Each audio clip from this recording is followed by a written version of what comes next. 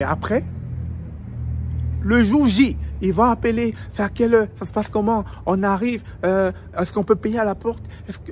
Et vous aviez tout le temps, vous aviez tout le temps de faire vos devoirs. Mais c'est le jour J que les gens se bousculent à la porte, etc. Ils viennent là en cascade. Est-ce qu'on peut payer à la porte? Est-ce que... beaucoup d'excuses. Bonjour, bonsoir. Bienvenue sur la chaîne de l'immigration et de l'entrepreneuriat. C'est la première fois que tu arrives sur cette chaîne. Mon nom est Stéphane Chouapi. Ici, nous parlons d'immigration, d'intégration et d'entrepreneuriat parce que nous sommes certains que ce sont des thématiques qui vous aideront à immigrer au Canada, mais surtout à prendre votre place ici. Alors, si ce sont des sujets qui vous intéressent, je vous prierai donc de vous abonner sur cette chaîne afin de ne pas manquer l'apparition d'autres vidéos.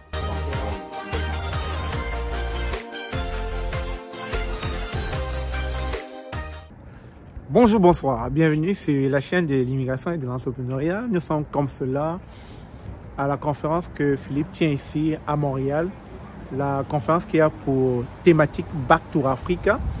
Dans un moment, on va faire juste le tour. Le but, c'est pas de parler de la conférence. On va faire le tour, vous allez un peu voir comment la salle est archi pleine. Il y a du monde. Hein. Il y a aussi des panélistes, Philippe Simo et un banquier. Et ce que je tenais à dire, c'est important que je le dise. Hein. Tu peux venir si tu veux. Hein. C'est important que je le dise. C'est que je trouve que les Africains, on doit beaucoup travailler chez nous. Beaucoup. Parce que c'est une conférence qui a été prévue, je pense, que 2 mois à l'avance, etc. Il a prévenu de son arrivée au Canada. Mais jusqu'à l'heure où la conférence a commencé, il y a des gens qui appellent.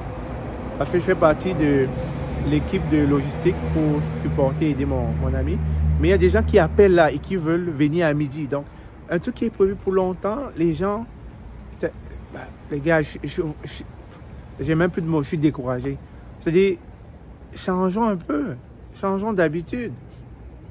Un truc qui est prévu depuis, je fais partie de la logistique, je reçois des appels. Allô, c'est combien? Vous avez le prix, vous étiez informé. Mais jusqu'au jour J, vous appelez encore. Vous demandez, ça se passe comment? Non mais sérieux. Mais, on va changer. Sérieux, là.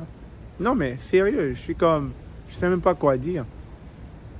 Non, c'est là où il y a vraiment un gap entre les Occidentaux et les Africains. C'est eux, les Occidentaux, quand ils planifient leurs affaires, ils peuvent déjà savoir le nombre de personnes qui va être là. Ils peuvent déjà anticiper s'il y aura des repas, ou s'il y a des apéros, etc. Parce qu'ils connaissent exactement le nombre d'invités qui seront là, ou le nombre de participants qui seront là. Mais ici, on ne peut pas planifier. On ne peut rien faire. Parce que si on se dit, une salle, on veut la remplir à 300 personnes, on se rend compte que les gens tergiversent encore. C'est-à-dire, à l'approche de l'événement, J-1, les gens tergiversent encore. Et on ne peut pas statuer sur le doute des gens. On ne peut pas statuer, on sait juste qu'on a des places à combler. Et si on avait des choses à planifier, on ne peut pas les planifier parce que notre liste sera comme peut-être à 50%, parce qu'on n'est pas sûr si les autres vont venir. Ils ont manifesté leur envie, c'est-à-dire leur intérêt, mais ils n'ont pas encore pris de place. Mais après, le jour J, il va appeler, c'est à quelle heure, ça se passe comment, on arrive, est-ce qu'on peut payer à la porte, est-ce que... Et vous aviez tout le temps, vous aviez tout le temps de faire vos devoirs. Mais c'est le jour J que les gens se bousculent à la porte, etc. Ils viennent là en cascade. Est-ce qu'on peut payer à la porte? Est-ce que... beaucoup d'excuses. Beaucoup d'idées préconçues que les Africains arrivent en retard. Et ça finit par se vérifier. Même en Occident, c'est-à-dire des gens qui ont fait 5 ans ici, 10 ans, 20 ans, 30 ans, arrivent toujours en retard alors qu'ils vivent parmi les Occidentaux. Et donc, je me pose la question, qu'est-ce qui se passe? Est-ce qu'on vous a fait ça au village? Est-ce qu'on vous a fait ça au village? Ben, dites-le moi. J'arrive pas à comprendre comment les choses sont planifiées pour votre vie. Et là, ça me pousserait à penser que même votre vie, vous faites la même chose. Vous ne planifiez rien de votre vie. Excusez-moi, je n'insulte personne. Excusez-moi déjà si vous vous sentez insulté. Mais ça, ça permet déjà de faire une observation sur la façon dont vous dirigez votre vie. Et c'est ce que je dis tout le temps. Quand vous êtes au Canada et que vous vous présentez à un entretien d'embauche, l'employeur vous observe, il vous regarde. Lorsque vous arrivez en retard, vous êtes déjà catalogué. Vous comprenez? Moi, quand je suis arrivé ici en 2014, je suis arrivé en retard à un job. Ici on dit un job. Et mon employeur m'a fait comprendre, il me l'a dit. Petite remarque. Je sais qu'on dit souvent de vous les Africains que vous prenez beaucoup de temps et que le retard et vous, c'est une histoire d'amour. Mais ici, au Canada, c'est mal vu.